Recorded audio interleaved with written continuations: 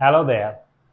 ఇప్పుడు మీరు ఒక సెంటెన్స్లో నౌన్ ముందు ఇండెఫినిట్ ఆర్టికల్ యూజ్ చేయాలని చెప్పి డిసైడ్ చేసుకున్న తర్వాత ఏ వాడాలా యాన్ వాడాలా అని చెప్పి దాన్ని ఎలాగ కరెక్ట్గా వాడాలని చెప్పడానికే ఈ వీడియో చేస్తున్నాను.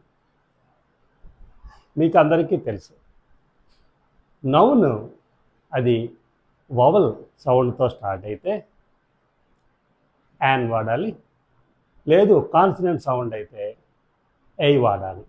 అయితే అది వవల్ సౌండా కాన్సనెంట్ సౌండా అని ఎలా తెలుసుకుంటాము? మీరు ఏఈఐఓయు ఇవి వవల్స్ కదా, సో వీటితో మొదలైన నౌన్స్ అన్నిటికీ కూడా మనము యాన్ వాడేద్దాం అనుకోవచ్చు, కానీ అది తప్పు. ఎందుకంటే ఇందులో మొదట వచ్చినప్పుడు కేవలం ఏ ఐ మటుకు వవల్ సౌండ్ ఇస్తాయి. ఈ ఓ యూలు అన్నవి కాన్సనెంట్ సౌండ్స్ ఇస్తాయి. సో ఏ సౌండ్ ఇస్తుంది దాన్ని బట్టి కదా మనం ఏ కానీ యాన్ కానీ వాడాలి. ఫర్ ఎగ్జాంపుల్ యూరోపియన్ అన్నది ఈ వాడినా సరే ఫస్ట్ లెటర్ అది కాన్సనెంట్ సౌండ్ యు వస్తుంది, కాబట్టి ఏ యూరోపియన్ అనాలి.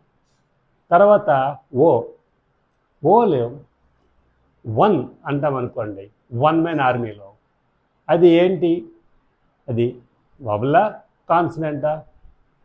అయితే మీరు అనొచ్చు, ఏముందండి వకాలో కానీ ఒట్టులో కానీ ఓ తీసుకొని దాని పక్కన ఎన్ రాస్తే వన్ అవుతుంది కదా, so and one man army అనొచ్చు అని మీరు అనుకుంటున్నారేమో. కాదు.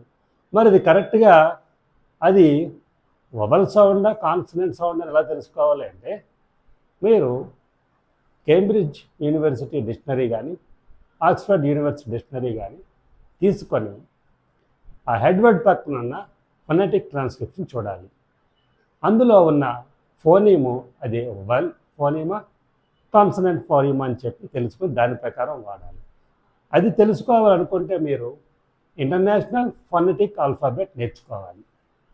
మేము ఐపీఏ కోర్స్ని ఆఫర్ చేస్తున్నాము, both the styles for both US and UK styles of pronunciation. మీరు కావాలంటే కనబడుతున్న నెంబర్కి ఫోన్ చేయండి. సో అక్కడ మనం ట్రాన్స్క్రిప్షన్ చూస్తే దానికి డబ్ల్యూలా కనబడుతుంది ఆ ఫోనిమ్, దాన్ని వ అని చెప్పి అనాలన్నమాట. సో అది అక్కడ కాన్సనెంట్ ఫోనిమ్ కాబట్టి మనం ఏ వన్ మ్యాన్ ఆర్మీ అనాలి.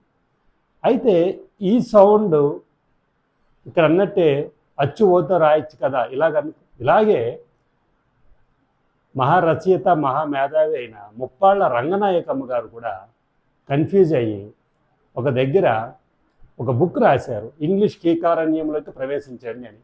ఆ బుక్లో ఆవిడ ఆర్టికల్స్ చెప్తున్నప్పుడు వూండ్ WOUNDని వూండ్ అంటే ఊయల్లో ఊ తీసుకొని వూండ్ అని పలకొచ్చు, కాబట్టి యాన్ వూండ్ అనండి అన్నారు.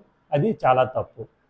సో ఒకటి ఏంటంటే, మనం ఒక భాష నేర్చుకునేటప్పుడు ఆ భాషలో ఉన్న శబ్దాలు ముందు నేర్చుకోవాలి.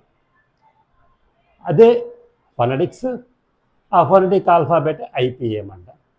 సో అలాగా తప్పులో కాలేయకుండా మనం ఖచ్చితంగా ప్రతిదీ కూడా ఫొనెటిక్ ట్రాన్స్క్రిప్షన్ చూసే మనం ఆ వర్డ్కి ఏనా యానా అని చెప్పి ఏది ఇవ్వాలి. ఇప్పుడు యాన్కి రెండు ఫామ్స్ ఉంటాయి, strong form an, weak form an అని సరిపోతుంది అన్నమాట.